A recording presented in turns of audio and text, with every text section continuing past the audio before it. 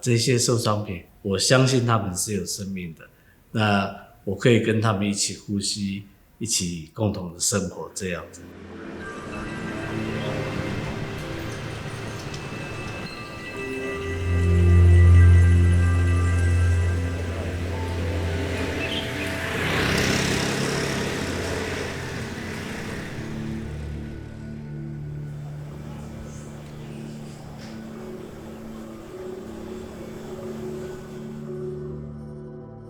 有一句话大家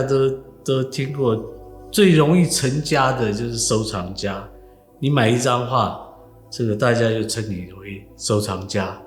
收藏对我来讲，它并不是一个很现在所谓高大上的事情，而是一个在我的生活里面一个很平常的一个事情，跟日常生活是一样的。因为我的收藏比较多一点，然后必须要有时候我要看一下我的收藏，我可以放在这个空间里面，然后我可以到这个空间来放松，然后好好的思考。那纯艺术方面的第一次的接触，就是这一个时候，在1915年左右的开始的一个叫勤工俭学的运动。那也就是这时候第一次的中西相互影响的一个时期。我的收藏主题最主题的是华人的第一代艺术家的收藏，直线往下的发展我都有收藏，第二代、第三代到当代的收藏都有。然后在国际上的收藏来讲的话，比较年轻的像是 Young Bo 啦，像黑 Q Young， 还有李杰啦，我觉得收藏是一回事，可是这个市场性方面来讲的话，一定有区域性的，所以当初我做的决定，收藏在我身边的东西，以华人为主，这样子。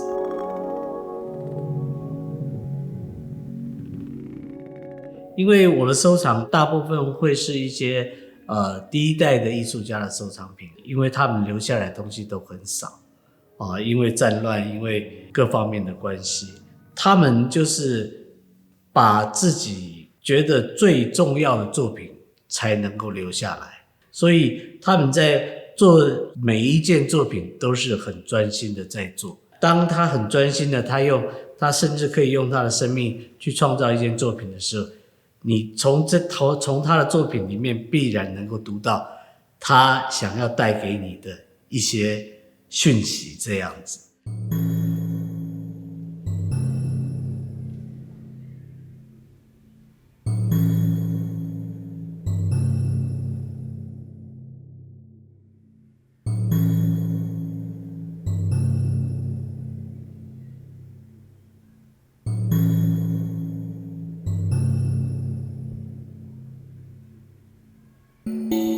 以我的收藏来讲的话，就是有两种方式，一种是比较理性的，一种是比较感性的。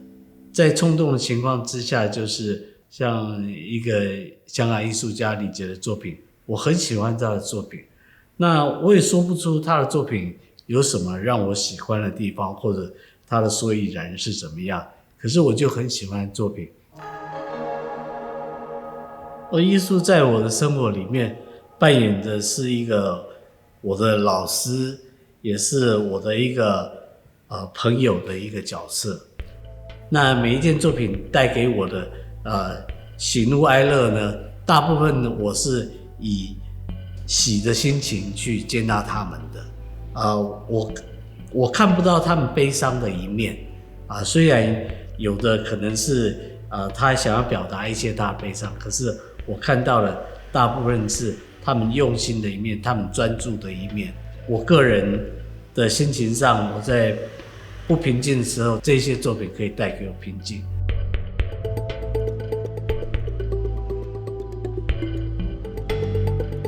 那最主要就是说我可以跟我的朋友一起欣赏这些作品，一起讨论这些作品。那所以收藏对我来讲是一个很生活化，而且是一个非常重要的事情在我的生活里面。